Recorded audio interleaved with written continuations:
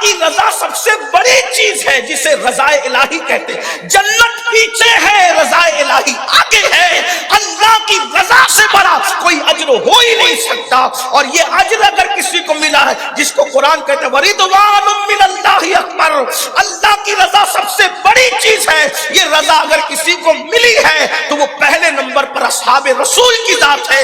رضی اللہ عنہم ورضوا عنہ، اللہ ان سے راضی ہے، وہ اللہ سے راضی ہے. قیامت کس چیز کا نام ہے؟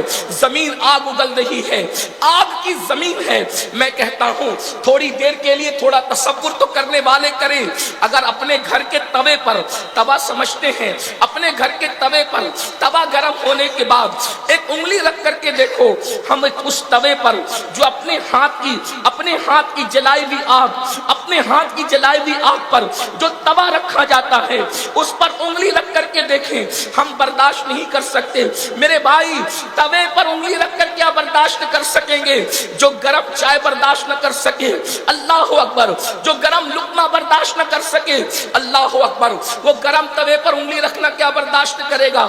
اسی پر بس نہیں، مگر صادق و مصدوق نے کہا، مصطفیٰ جان رحمت نے کہا، تمہارے میرے نبی نے فرمایا زمین اللہ اکبر آگ کر دی جائے گی، زمین آگ کی ہوگی.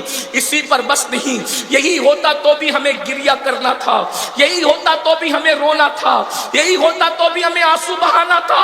لیکن اسی پر بس نہیں، مزید مصطفیٰ جان رحمت صلی اللہ علیہ وآلہ وسلم فرماتے ہیں سورج انسان کے سر پر اس طرح آ جائے گا کہ سورج اور انسان کے درمیان سارے فاصلے ختم ہو جائیں گے. ایک حدیث میں آیا ہے ایک ہاتھ کے برابر، ایک حدیث میں آیا ہے سوا نیزے کے برابر، ایک حدیث میں آیا ہے تیر کے برابر، ایک حدیث میں تو یہاں تک آ گیا قاب قوسین کے برابر، یعنی 2 کمانوں سے بھی کم کا فاصلہ ہوگا سورج اور انسان کے سر کے درمیان. کھوپڑیاں ابلتی ہوں گی، بھیجے ابلتے ہوں گے، اس طریقے سے جیسے چولہے پہ رکھی ہوئی ہانڈی کے اندر پانی کھولتا ہے اس طریقے سے انسان کے سر میں بھیجا کھولتا ہوگا. کھولتا ہوا بھیجا ناک سے نکل رہا ہوگا، کھولتا ہوا بھیجا کان سے نکل رہا ہوگا. اللہ اکبر.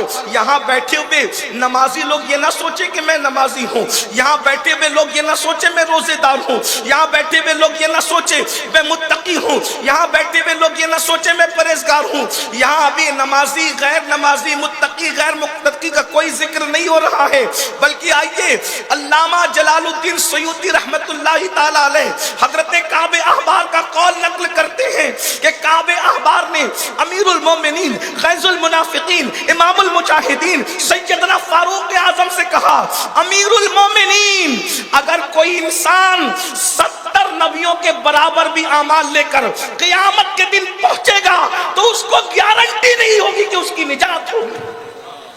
ابھی 5 وقت کی نماز کی بات نہیں ہو رہی بھائی، ہم تو 5 وقت کی نماز جو نہیں پڑھتے وہ تو نہیں پڑھتے، جو پڑھتے ہیں وہ اتنے گھمنڈ میں ہیں کہ ہم تو نمازی ہیں. بھائی میں کوئی مایوس کرنے نہیں آیا، لیکن محشر اس کو کہتے ہیں، قیامت اس کو کہتے ہیں. وہ لوگ جو رو رہے تھے جنت کی بشارت ملنے پر بھی وہ یوں ہی نہیں رو رہے تھے، وہ جانتے تھے کہ جنت آسان نہیں ہے. آج تو ہم نے جنت کو بہت آسان تصور کیا.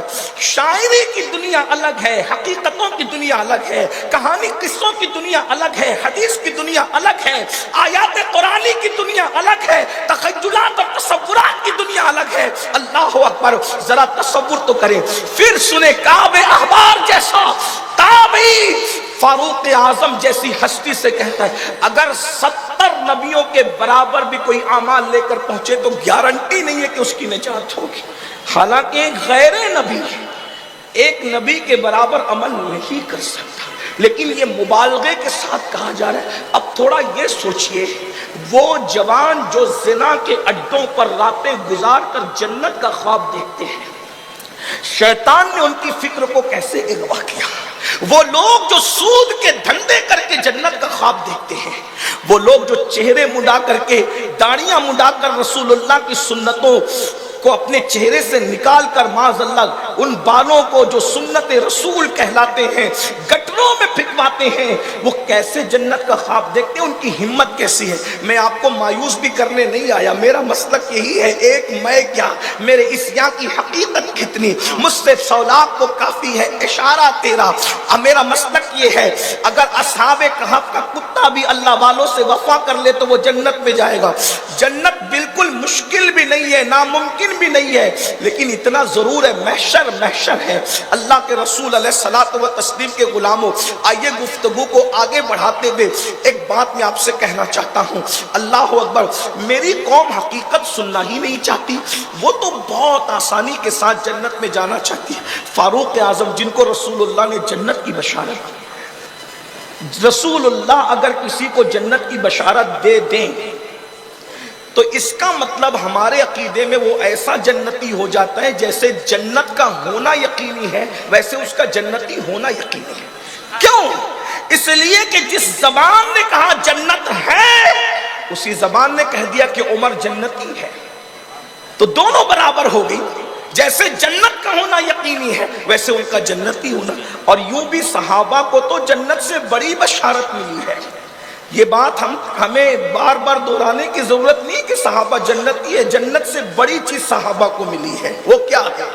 اللہ ارشاد فرماتا ہے وَرِضْوَانٌ مِّنَ اللَّهِ أَكْبَرُ۔ السلام علیکم ناظرین، اسی طرح کے اسلامک ویڈیو دیکھنے اور سننے کے لیے ہمارے چینل کو سبسکرائب کریں۔ جزاک اللہ خیرن جزا۔ السلام علیکم ورحمۃ اللہ وبرکاتہ۔